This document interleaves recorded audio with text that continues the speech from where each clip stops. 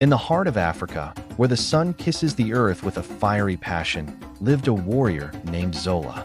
By day, Zola was a lion. His spear flew truer than any other, his feet were swifter than the gazelle, and his courage was the song of every villager. When the sun reigned in the sky, Zola feared nothing.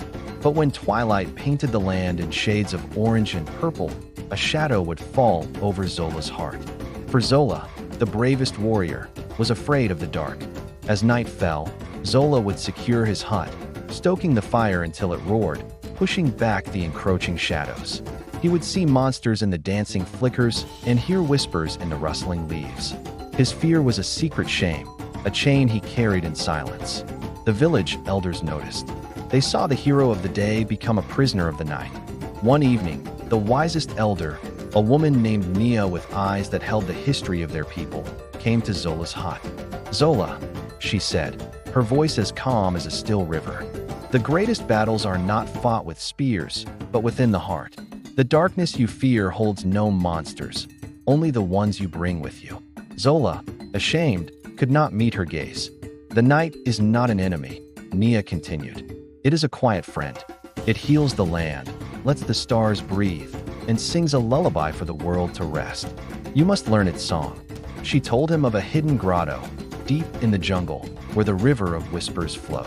Legend said its waters could wash away any fear. But to reach it, one had to travel through the darkest part of the jungle at the deepest hour of the night, with no fire to light the way. The thought terrified Zola, yet the hope of freedom from his fear was a stronger call. That very night, clutching his spear with a trembling hand, he stepped out of his hut and into the inky blackness. The jungle at night was a different world.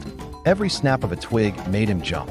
The eyes of nocturnal creatures gleamed like scattered jewels, and the chorus of unseen insects was deafening. His heart pounded a frantic drum against his ribs. He thought of turning back 100 times. But then he remembered Nia's words. "The darkness holds only the monsters you bring with you." He forced himself to take a breath, then another. He started to listen, really listen, not to the fear in his mind, but to the world around him. He heard the hoot of an owl, not as a threat, but as a conversation. He felt the cool night air on his skin, not as a chilling grasp, but as a gentle caress.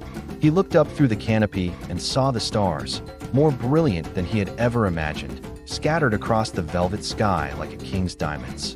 The moon cast a soft, silvery light, revealing a path he hadn't seen before. He realized the jungle wasn't trying to scare him. It was simply alive. He was a guest in its nocturnal world. With this new understanding, his steps became surer. His fear didn't vanish all at once, but it began to shrink, replaced by a sense of wonder and a quiet respect. He finally reached the grotto. The water of the river of whispers glowed with a soft, ethereal light from the bioluminescent moss on the rocks. He didn't need to drink the water. The journey itself had been the cure.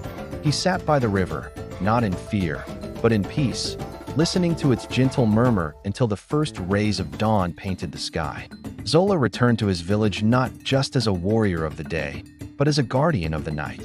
He learned that true courage isn't the absence of fear, but the willingness to walk through it, to understand it, and to find the light hidden within the darkness.